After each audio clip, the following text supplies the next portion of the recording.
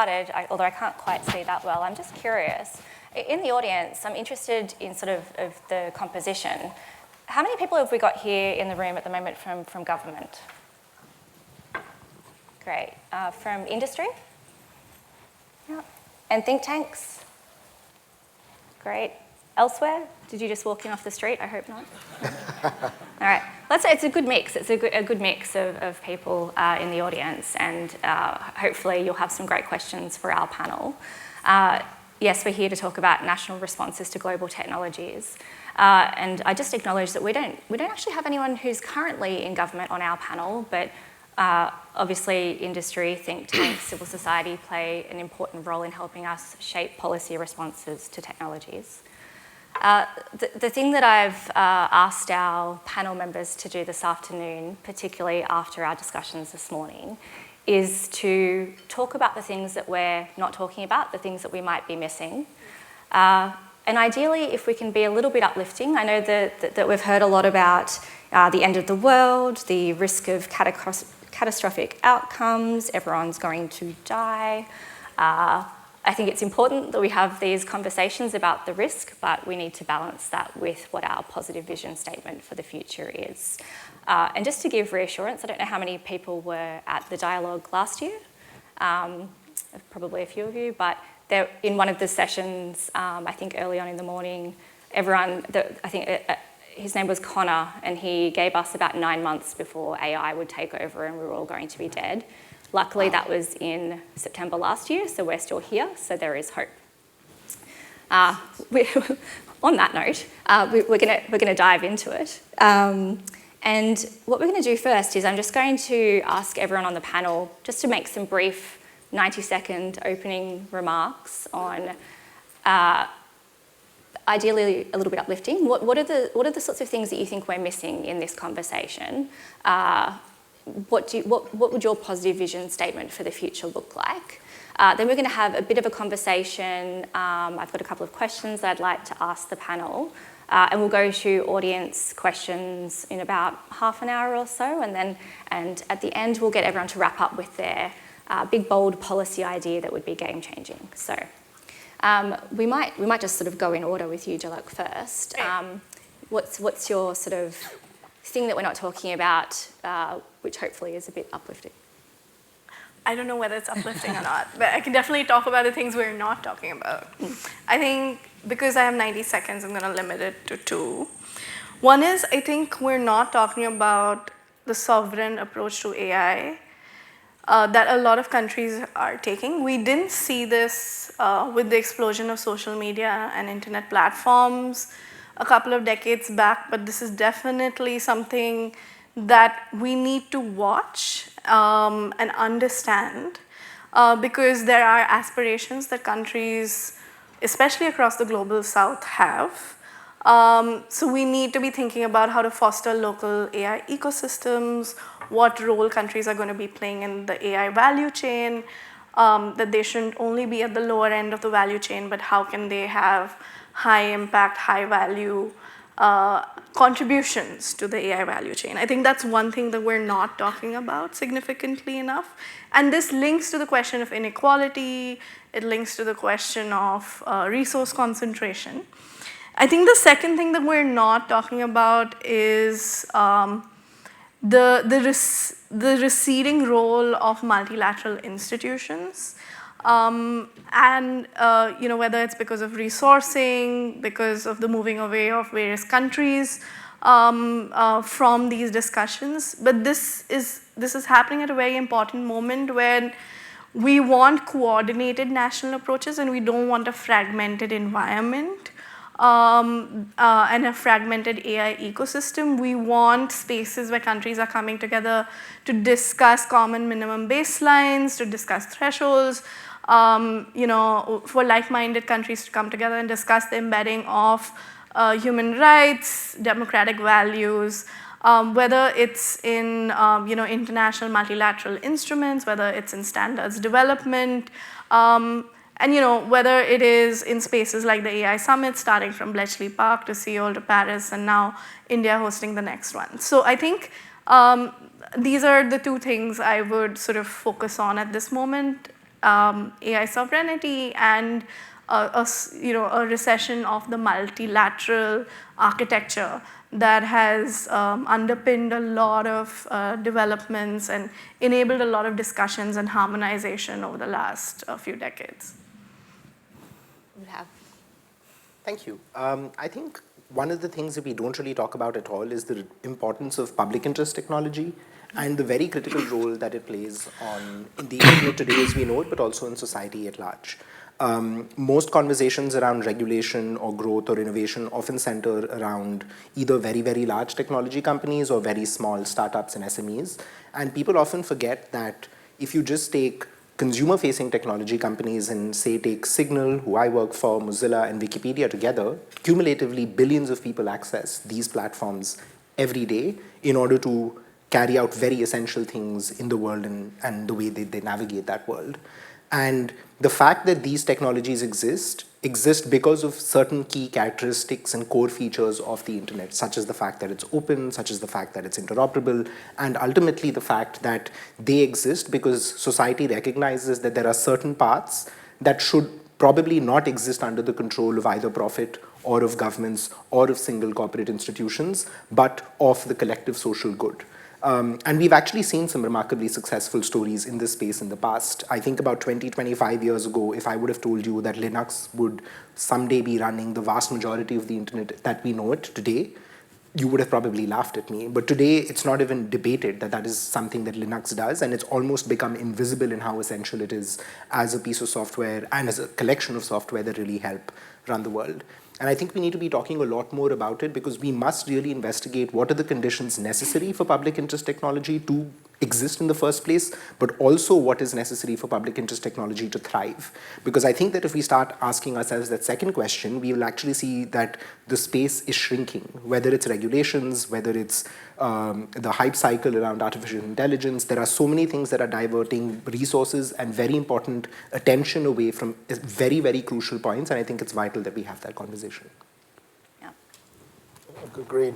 Well, good afternoon, everyone. Sara, thanks for moderating this conversation, and thanks for giving us an opportunity to participate in what I think is a very timely conversation.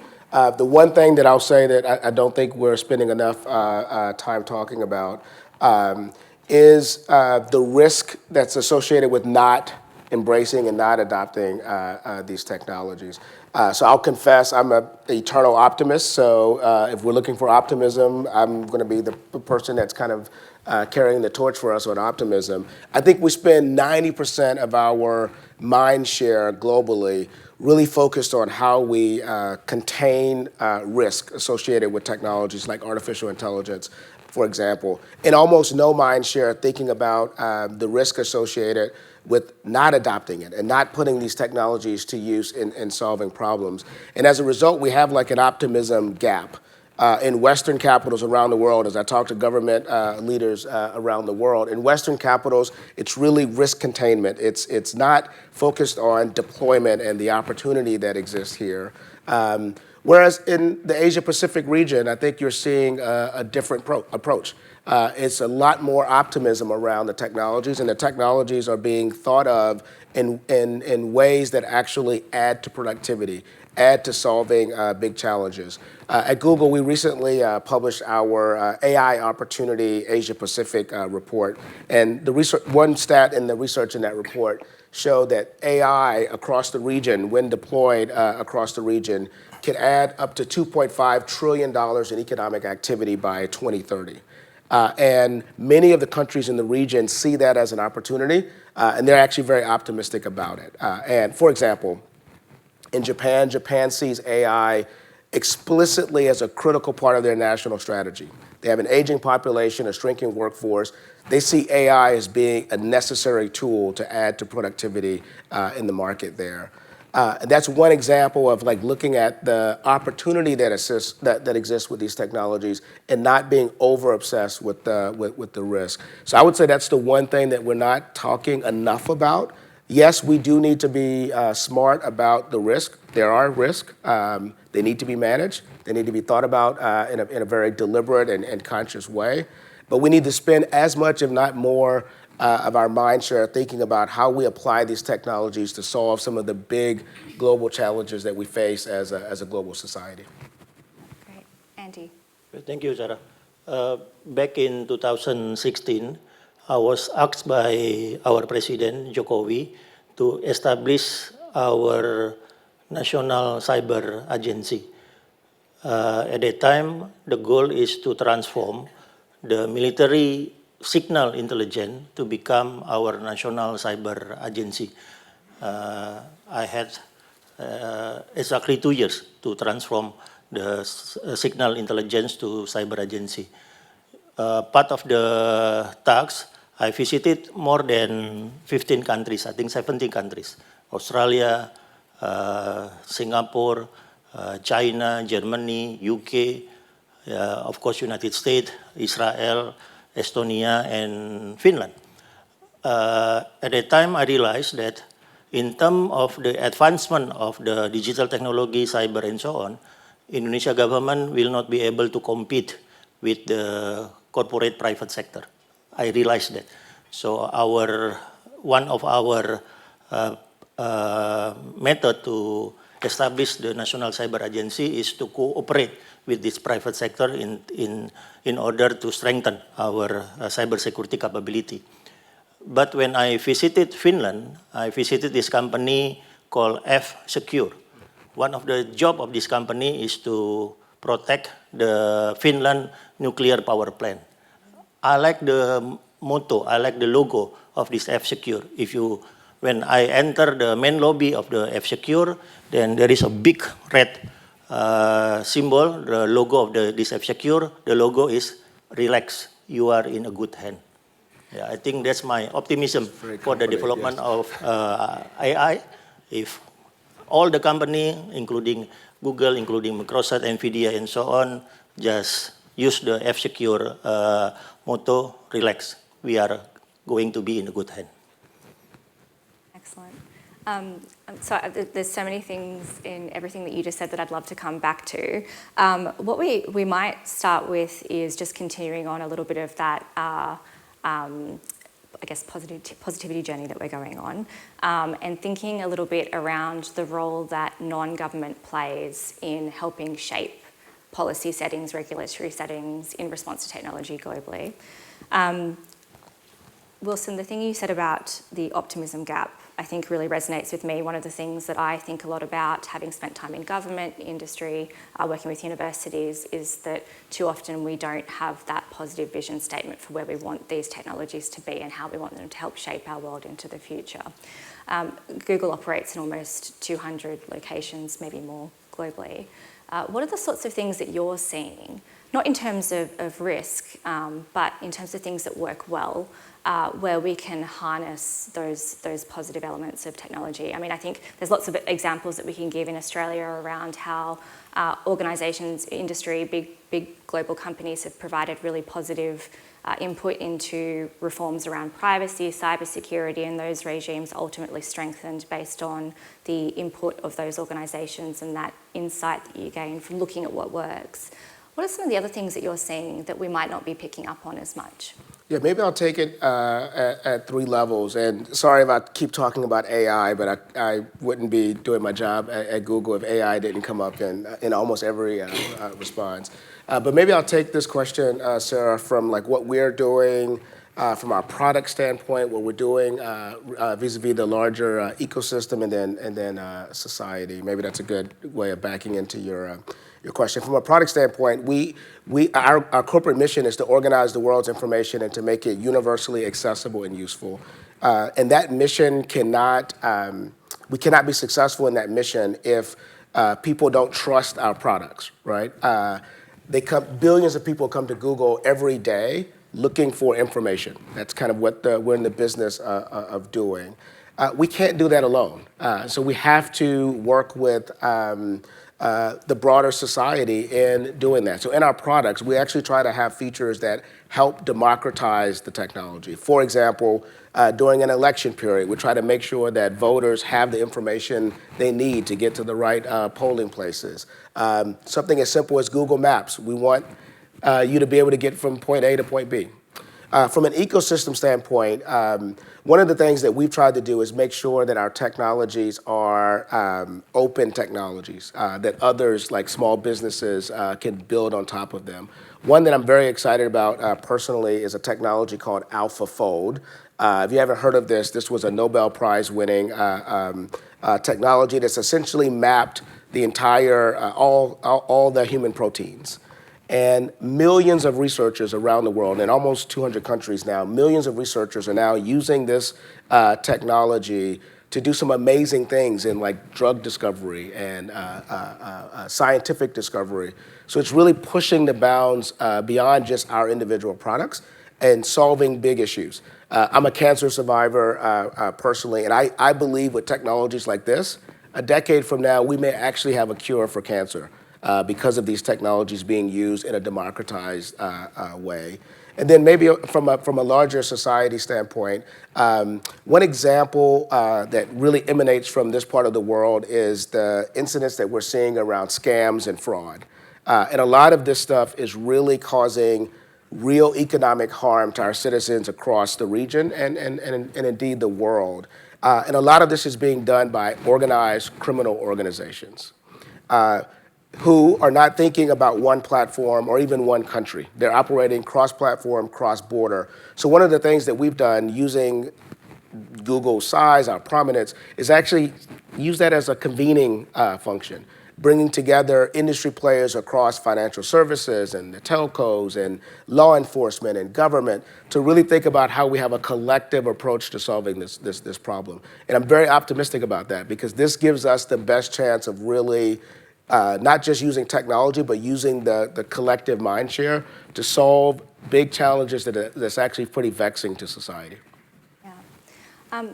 What I might pick up on just from that, I might give both Jhalak and Udbhav a chance to touch on some of the things that you spoke about in your opening. I think just sort of coming out of that, and there was a conversation this morning around obviously there's a couple of countries and a handful of companies who are helping, who are very much driving these conversations. But I think this panel is in a really good place to talk about some of the other influences. And so, Jhalak, I know that you started talking about the need to foster the local ecosystem and the risk of fragmentation. Did you want to just draw that out a little bit? Yeah. I think, there's, a lot of anxiety, I think, in countries beyond the ones where this technology is being developed. Like, a lot of the conversations this morning has been about the race between the US and China, perhaps EU playing a role, but what happens to other countries? Are we just going to be adopters and consumers of this technology? India, for instance, is looking at, okay, how can AI be deployed in sort of applications related to health, agriculture, education? How can it be leveraged to, lessen the inequality gap, the information gap? But at the same time, I think it's all countries like India, Brazil, South Africa are also very cognizant that they don't want to end up in a situation where a lot of infrastructure, a lot of capacity, and a lot of the resources get concentrated in a certain set of countries. And I think there is active sort of concern within governments when you're talking to them about this. The danger is that if this concern is not alleviated by investment in the development of local AI ecosystems, whether it is national investment, international investment, whether it is large companies, global companies helping foster such ecosystems, there is a danger that we will start to see a fragmentation and division within, otherwise countries that have sort of traditionally worked together in this fear and anxiety. And this, comes at a moment in time when we're anyway seeing a disintegration of multilateral institutions and processes, which have, at least in the past, brought countries together and allowed for a level of harmonization of standards, governance frameworks, conversation around ethics, AI. So I think we're at a sort of a critical juncture where it's important for us to find spaces. So if the United Nations today is sort of, you're seeing a lot of staff being laid off, you're seeing offices in Geneva and other parts of the world being shut down because of resourcing constraints, I think we have to ask ourselves what are the forums, mechanisms, and processes where countries can come together, continue to come together, and have these conversations. There's a string of summits that we've had with Bletchley Park, Seoul, Paris, now India.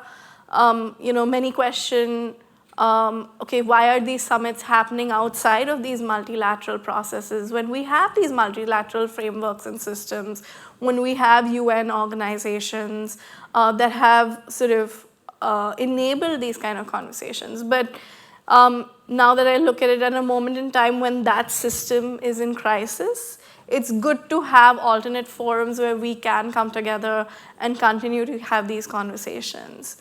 But the question is that, at least to a reasonable extent, UN forums created space for stakeholders from different countries and stakeholder groups, whether it's academic civil society, whether it's industry, whether it's governments, to come in and share their perspectives.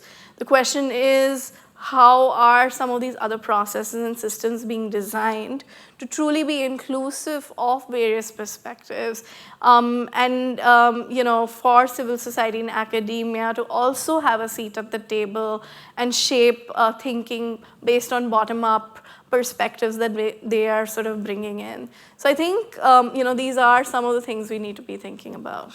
Yeah, they're really good points, and obviously, days like today are a really great opportunity to start to have some of these conversations too. And I think it's on all of us to think about how do we continue these conversations in between the events? How do we continue to have and create the spaces for these robust discussions so that we can actually take things forward rather than just sort of waiting for the next dialogue or for the right UN session. Udbhav, I think what would be really interesting, and I know that you'd like to talk about encryption, but just the things that you were saying about public interest technology and the importance of both creating the conditions for them to exist and then thrive. To what extent do you think that if we can create that sort of environment where those sorts of institutions thrive, to what extent do you think that that can help go to some of these challenges that we're talking about? Absolutely. Maybe I'll also try to answer the question around standards and how non-government organizations can play a role. So today, more than 3.5 billion people in the world talk using the Signal protocol. And that happens not just because of Signal, the messaging app, but also because it's actually available under an open source license that other players can use, reuse, and adopt. And one of the largest players that adopts it is WhatsApp, but most of the big tech companies, as well as organizations across the entire spectrum, actually use and adopt the Signal protocol for providing world-class end-to-end encryption. Now, if you were to say, how does a small nonprofit based out of Mountain View, California, and the United States influence global affairs, I would say building the Signal protocol is a very compelling answer. It's because it, rather than necessarily engaging in many of the other very necessary steps and processes of figuring out the norms of how this technology should be deployed, Signal engaged in that debate by building the technology and then making it available to the world and then letting the world decide what it did with that technology. And I would say that encryption is probably one of the few success stories of the unencumbered success stories of the internet in the past few decades, because we've seen the net level of protection that people have really grow up, the broader narrative that started a long time ago where encryption was regulated as a munition more than 30, 35 years ago has now completely led to a very polar opposite system. And I think that this really showcases that a very small dedicated group can in fact have a lot of those, can have like very large scale impact and shape some of those bigger discussions as well. And to quickly tie that to the second point that you had raised, I do think that we need to really have a conversation about if these conditions were to exist, what are the kinds of technologies that would be available at the world stage? Because today, I think a big part of the conversation that we're having around AI, for example, and the moment when we do talk about the risks of AI comes from fundamentally the lack of our ability to understand it. For quite some time, people have argued for what are the various ways in which various forms of openness and various forms of transparency and accountability can lead us to understand these systems better and therefore trust and use them better.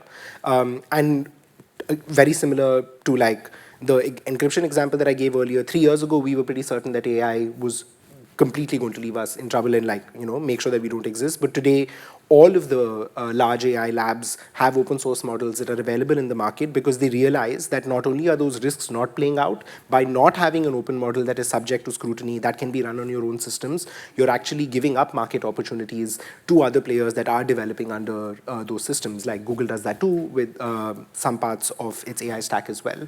And I think it's by treating the conditions that would lead public interest technology to be successful are actually conditions that would also lead non-public interest technology to be successful as well, because it would be better understood, better adopted, more interoperable. And honestly, sometimes it's just much better to answer a question by saying, this is how it works, rather than trying to obfuscate it by saying, actually, you're asking the wrong question. And I think we need to do that a lot more. You just touched on interoperability, and I think there's there's obviously a lot of conversations going on around sort of, I guess, the dilemma between sovereignty and interoperability. A few of us have had these conversations in the lead up to today. Obviously, we're seeing countries pursue more, I guess, digital sovereignty agendas, but we all know that technology is inherently global. What are the sorts of things that you're all seeing where we're almost maybe forcing some players into making decisions that could change the complete trajectory of where we take technology and technology adoption and government responses? Andy, you and I were talking a little bit about the choices that Indonesia is facing in terms of strategic partnerships. Would you like to touch on that a little bit? I think it was a really interesting conversation we were having. If you would like to share those perspectives. Yeah, of course. Indonesia foreign policy doctrine called free and active foreign policy. For the European nation, it is called, for example, strategic autonomy. But for Indonesia to implement the free and active foreign policy, the main question right now is how to collaborate with China without antagonizing Trump. If we want to collaborate with US, China will be okay. China will understand. But if we want to collaborate with Huawei, for example, Huawei is already building our 1/3 of our digital infrastructure, and we want to continue the cooperation with Huawei, then the most important question is how to discuss this with Trump. That's our main problem, right now. So ideally, Indonesia, like Europe, should have the idea of strategic autonomy. But now, realistically, Indonesia must turn into a more pragmatic solution. I call it as resilient diversification. So how, for example, Indonesia is divided into 3 sectors. The sector 1 is built by Huawei, the second ring, the second sector, and the third sector is the combination between Cisco and Siemens, for example. As I mentioned earlier, our National Cyber Agency is originated as the military intelligence signal. So the problem for Indonesia is not only the geopolitical division. Another problem for Indonesia to develop its cyber security capability is the problem of democratization. So the politicization, the securitization, and even the weaponization of the cyber technology is still the core problem for Indonesia. We discussed this problem of hybrid threat this morning. The realistic question for Indonesia is how Indonesia can use cyber or weaponize cyber to weaken the enemy. It's a very offensive attitude. But when military Indonesia, try to weaponize cyber, it means to control the political system. Now we have plan to create a new 750 new army battalion. And in each army battalion, they will have to have cyber surveillance capability. The 750 army battalion will be spread all over Indonesia. So each village in Indonesia will have one army unit controlled by 2 officers that do cyber surveillance. That's the basic problem of Indonesia. It's not the advancement of cyber technology to become smart, intelligent machine and so on, but the problem in Indonesia is still related to the failure for our civil society to consolidate our democracy. I'm going to ask you to just maybe dive into that a little bit more, or other panel members, how you think we can maybe get civil society more involved in these sorts of things. But also just a heads up to the audience, I'm going to go to you after this. So if you've got your questions ready, we'll come to you. But how do you think we can better get civil society involved in those conversations? Once I have this optimism that the government will fail to deal with the problem of information overload. Yeah, so the government will fail to try to control the information stream, information flow. Yeah, but now suddenly we have this super intelligent machine that will empower the state intelligence, the surveillance system to control this information flow. Yeah, I think the main enemy of any authoritarian state is the freedom of information.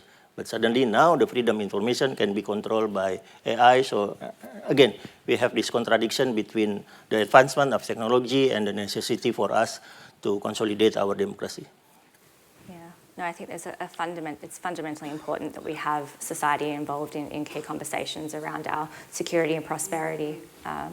It's a really good point that you've raised. I think so. We're going to go to audience questions. So if you could just put your hand up, and if we call on you, can you just state where you're from? And if you are directing your question to someone particular on the panel, please let us know. Otherwise, we'll just open it up. And it is a little bit hard to see up here, but surely someone has a question. Don't be shy. I mean, we've got a lot to talk about, but no. Oh yeah, okay. I think there's one up the back. Hi, Miles Ashcroft from Record Point Software. I was really interested in Andy's point because I think he talked about the elephant in the room, which is the Trump administration. Do things go back to normal post-Trump, or is this the new world order that we're living in, which is much more unilaterally focused or bilaterally focused rather than multilaterally focused? I'm interested in anybody who has a view on that question. Yeah, it's a great question. And actually, I did ask the panel to talk about the elephants in the room, so I'm glad that Andy did that. Who would like to go first in answering that question? Okay, I'll try. I think the main contradiction of Trump administration is, first, he destroyed the pillar of U.S. hegemonic. For me, since the Second World War, the U.S. hegemonic rely on liberal international order, the law-based liberal international order, rely also on multilateral mechanism. Suddenly, we now enter the multipolar world, but Trump, as the hegemonic leader, abandoned this multilateral mechanism and more stress on the unilateral decision-making process. Yeah. I met directly with President Putin during the Valdai Discussion Club 2022.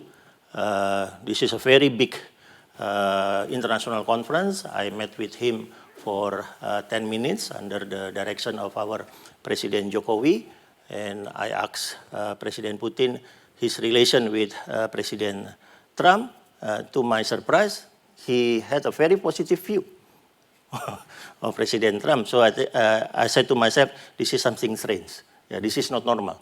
That two countries that in the surface look like antagonistic to each other, but President Putin say very nice thing to President Trump and hope that President Jokowi at that time, Trump and also President Putin can meet together and discussing Indonesia technological development.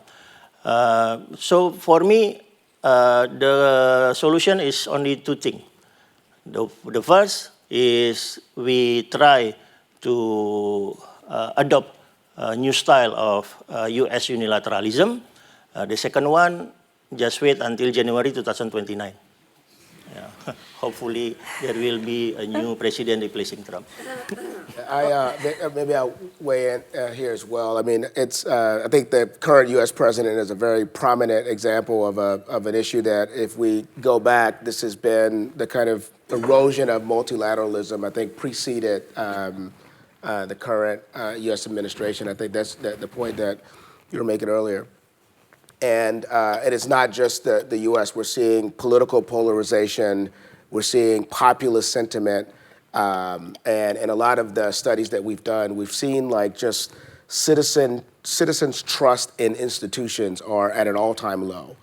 And I think that's a kind of a cocktail for disaster. And we're seeing it play out, I think, and these very prominent kind of erosions of multilateral and even some longstanding bilateral relationships. So I think as a global society, we should not look at these things in isolation and just say, oh, it's the current U.S. Administration. This is an issue that's been a trend for a number of years. We need to arrest this trend, particularly as you think about the wide-scale deployment of technologies like AI, where we're going to need a global approach to how we adopt and deploy these technologies into society. So I think this is a rallying cry for each of us to really think through how we are, via our governments, via our civil society institutions, via the multilateral institutions, really raising the bar on the perils and the risk of this trend that we've been on for a couple of decades here. Yeah, absolutely. Did you want to add something? Yeah, I think there are ongoing processes and organizations that continue to push forward despite this dismantling that I've referred to earlier. If you look at the BRICS as a grouping, last year they had a leader's statement on the global governance of AI. I know India has the presidency this year for the BRICS, and AI continues to be an area of sort of focus for them. The African Union has been pushing forward a lot of conversations. At the UN, you have the Global Dialogue on AI and the AI Scientific Panel that's being set up. So I think it is for us to continue to engage and push forward. And I think going back to the point made earlier, there's a role for civil society and academia to continue to engage with national governments, to impress on them the importance of engaging with these processes at a national level, talking about questions of whether it's AI safety, AI risks, AI harms, the development of public interest AI, whether it's development of infrastructure to enable that, or sort of broader sort of ecosystems that enable the development of public interest in AI. So I think there's a role for civil society and academia to continue to push forward. There's a role for bridge building between civil society, academia, and industry, where we see common points of alignment, and a role for us to sort of work with like-minded governments to sort of push forward agenda in these multilateral forums. Sort of all is not lost yet. Yeah, to the point of being uplifting and positive. And look at you being uplifting there. And we lasted 40 minutes before the word disaster was used. So I was going to ask you a question, but I've forgotten now because I was being silly. Do we have any other audience questions? Oh, Justin. Hi, Sarah. Hi, Sarah. Thank you. I suppose I've got maybe a bit of a contrarian view to what maybe the last question from a tech and Trump perspective. And it might be more for Wilson, depending on what he can say. But I'm happy for any of the panelists to answer. My view is that the US-China tech relationship didn't exist before the second Trump administration. The small yard, high fences. in the Trump administration, we have TikTok still going in a way that it shouldn't have and wouldn't have. And we have NVIDIA, who has been trying to sell all sorts of chips to China in a way that wasn't there before. So isn't it the case that the reverse is now where we have a cooperation between US and China that might have surprised us a year ago? And where does a company like Google stand in that relationship? Yeah, it's a very good question. I think it's a very timely question given kind of the roller coaster that we've been on, that we've all kind of ridden over the past year in the geopolitical and geostrategic competition between US and China, particularly as it relates to tech. I would say, I would probably quarrel a bit with you that this kind of started from a tech standpoint in the second Trump administration. You may recall in the waning days of the Biden administration, the AI diffusion rule, where the Biden administration laid out categories or tiers of countries that US tech firms could exchange technologies with, which I think was kind of an opening salvo in what has continued in the second Trump administration. But I think it's the lesson from this, at least how we're seeing this, is these critical technologies like AI. We haven't even started talking about quantum computing and what that intersection with quantum and AI would look like. But countries around the world, particularly the big countries like the US and China, see these technologies as a critical part of their national strategy. And they're embedding their kind of national security strategy or their foreign policy strategy with these technologies in mind. So it creates a very unique challenge for a company like Google, a global kind of multinational company whose general corporate ethos is the democratization of the technology, right? So it's a unique challenge for us.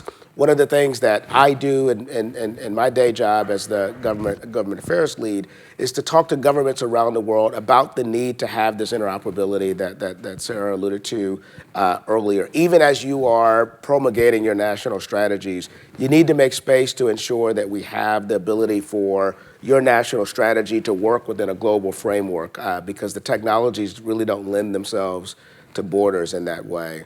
So we hope that continues to be kind of a guiding North Star for governments even as they go through with their national strategies. But it's unclear where this landing zone on this will be. So it's a very dynamic time and one that we're optimistic about, but it's one that we're paying very, very close attention to. Did anyone want to add anything else? I mean, I think, the US AI action plan that came out, if you see the heading, it's winning the AI race. So, I mean, I think there is a reality that in such a globalized world, there will be relationships and there will be trade and there will be alignment. But I think there's always been that palpable sense of, competition between the US and China. When I was working in the US in 2018-19, at that time, there was the National Security Council on AI that had been set up, headed by Eric Schmidt, and they were doing these rounds of consultations. And, I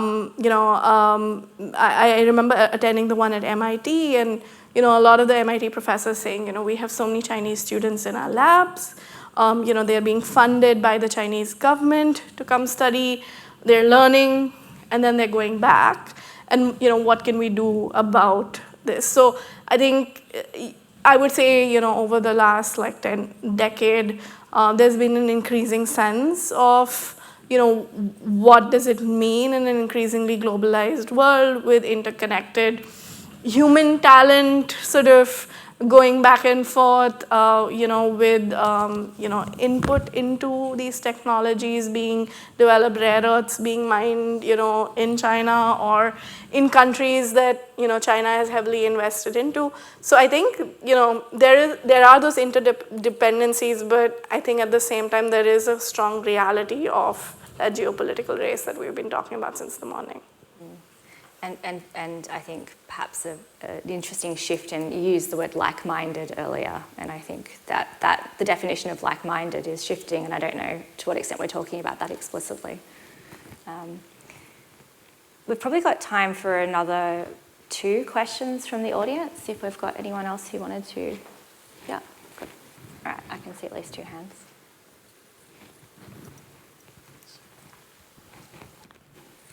I'm happy to let the gentleman over there go first. Thank you very much. John Magnuson, Australian Army. But speaking from a health perspective, not an army perspective. Given Google's work with AlphaFold and with the idea of democratization of data and sharing AI and its capabilities with the Global South, I'd be very interested in the panel's ideas or responses to the idea of democratization of health data. So for instance, some of our Northern European countries have national health data repositories which are leveraged amazingly. And yet many other forms of medical research have very tall towers and wide moats between them. So I'd be interested in your views on how we can leverage both AI and these sort of discussions to democratize health data and essentially float the whole world up a little bit further. I'll take a first stab at it, but I could benefit from others' perspectives on this as well. Look, we feel strongly that like having this data will actually make the models much better, and it'll accelerate our ability to solve some of these big health and medical related challenges that have vexed mankind since the beginning of time. I think it's going to require, as we've been saying here on the panel, kind of a multidisciplinary approach to this, right? Because you do have on the one hand, how do we ensure that we're protecting the privacy of patients and their data and kind of what their wishes are? That's a very important societal objective that we want to achieve as well. We also actually want to extract the maximum benefit we can from the technology. To the extent that technology can do really, really big things and solve really big challenges, we want to have that.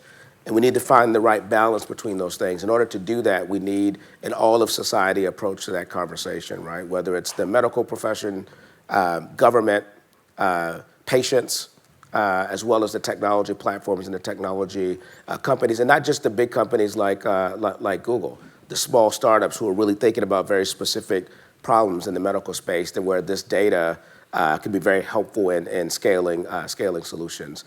So I think we do need to have that as a kind of a broad, multidisciplinary conversation. Yeah. Not in my role at Signal, but before, when I used to work at Mozilla, we worked a fair bit on what at that time we called alternative data governance, which are ways in which you could exercise data rights, but in ways where societies collectively could decide on how to exercise them. And one of the projects that we worked on for about a year to year and a half was the European health data space, which is a pretty, still relatively nascent, even though the law has now been enforced for about a year and a half, project where Europe is attempting to do that across the EU-wide bloc. And I think that the two biggest challenges that we ran into was one, it's actually really hard to technically prove that something is or is not anonymized. And if you were to say what is the biggest challenge or blocker to this idea gaining a lot more widespread acceptance, it is the fact that it's very, very hard to get a citation to the fact to say that this is going to be impossible for me to be able to identify if this individual is uniquely this individual or not. There are some really interesting people working on this problem. They're trying to apply differential privacy, lots of other ways of changing the data itself a little bit. So even if the re-identification happens, it will never, you may re-identify something, but not necessarily the person whose data it is. But we've never really seen any of these technologies be deployed at the scale and for the kind of data for which they would have to be deployed. So for example, it's one thing to use differential privacy to collect location information, which many companies and players do, but it's entirely another to use differential privacy for CT scans or X-rays or other far more complicated medical data. And it's pretty clear that, at least from our experience at Mozilla at the time, that law was probably passed well before some of these really important conversations were had, saying, does the research exist? If it doesn't exist, how do we create that research? Who are the academics and technologists that need to work in order to make these solutions actually exist?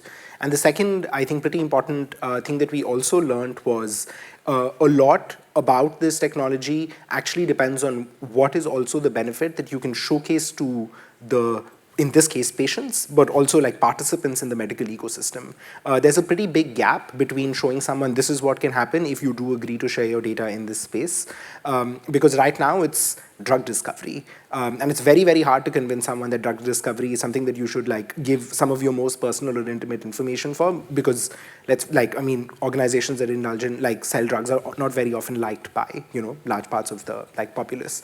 So I think fixing the privacy questions and fixing the trust and public trust questions and showcasing a very clear return are probably the two things that will need to happen at a much deeper and more effective level in order for something like this to be successful. And this is in a country that has already passed, a region that has already passed a law that does want such a space to exist. For it to exist in other spaces, I think is going to be a harder challenge.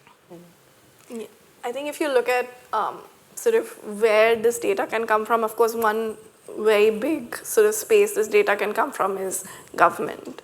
And, as an expert on the data governance working group of the Global Partnership on AI, we actually spent a lot of time and put out some reports on how government can be a provider of data in such sensitive sectors, because often there's a sort of a sense of within governments, how do you go about this? What are the systems you need to set in place? What are the governance mechanisms, the frameworks?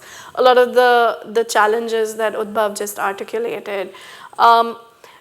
On the other side, I think what was very interesting to me about 10, 15 years back is there was a lot of momentum about talking about data stewardship models to enable,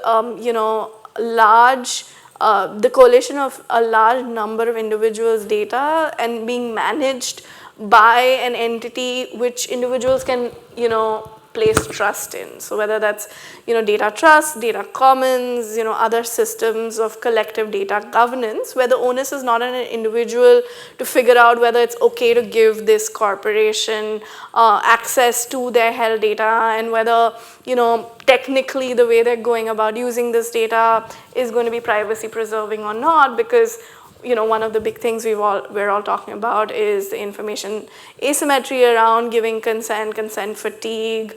Many say, it's the whole consent mechanism is a broken mechanism in that sense. There was a lot of momentum around it 10, 15 years back. And then it just seemed to plateau and nothing seemed to move forward with it.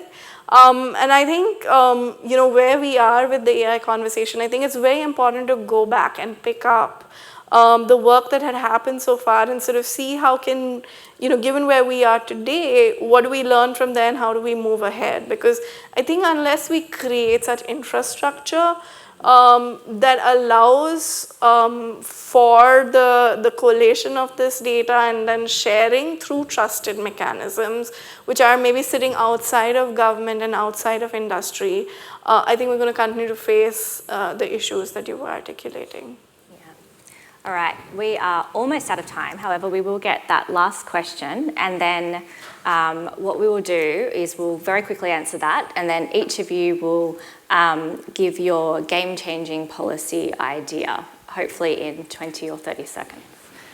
Last question, David. David Rowe from ASPI. I'm going to hand the microphone very quickly to Gay because she's got a quick follow-up. But look, one of the things that I really took away from this morning's panel about online safety and youth safety online was this idea of countries working together, taking signals from each other, following each other's leads, and therefore becoming a kind of collective action, which, in the face of very powerful borderless technologies from major technology corporations, makes it a little bit less sort of David and Goliath. So I suppose, Wilson, I am interested in your view on that. Is that big tech's greatest fear?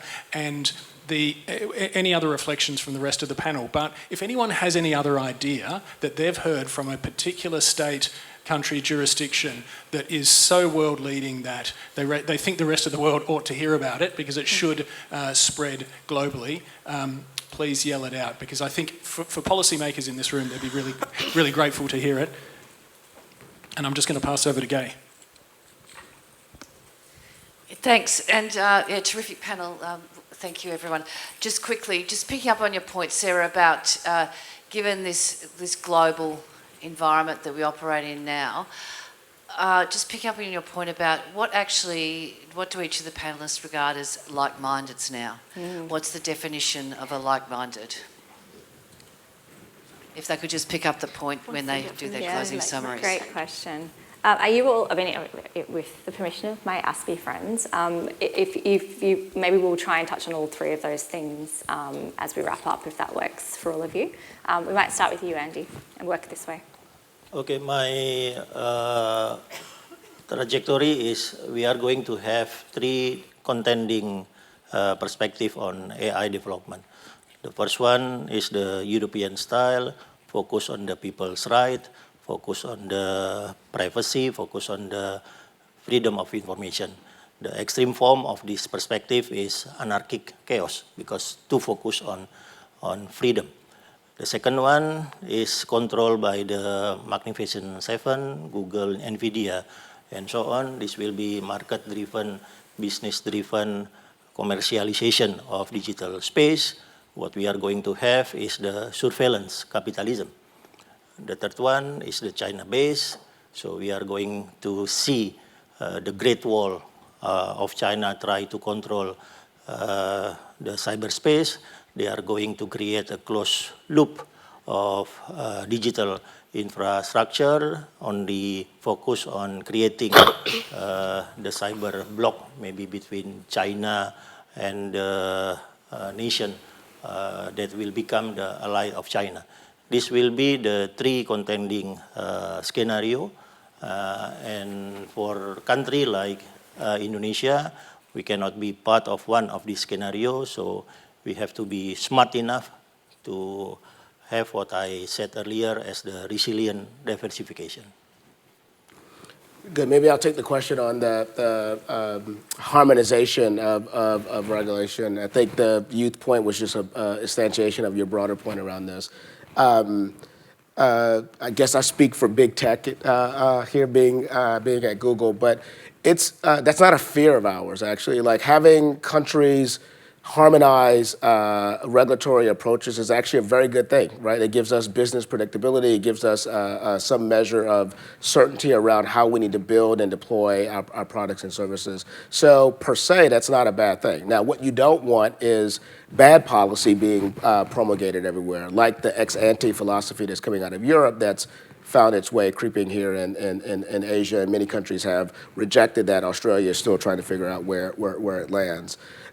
We've seen that those types of policies actually have a negative impact on productivity and economic development in the countries where some of those policies are. Not necessarily a big tech problem, it's an all of society problem. But generally speaking, having countries have either interoperable or harmonized legislative and regulatory approaches to that, that's something that we would welcome, and why we try to actually advocate for that as we go around on that. But it needs to be good policies. And then as my one big idea, there's a reason why I'm in the private sector and not in government, so I won't have like the right prescription for this, but one thing that I would love to see is some policy making around how we completely revolutionize our education systems. I'm a parent, I have young kids, I've been working on AI policy for the past 10 years. When my kids are my age, the world that they will live in will be fundamentally different. And the education systems that they're currently kind of going through are not going to prepare them for that world.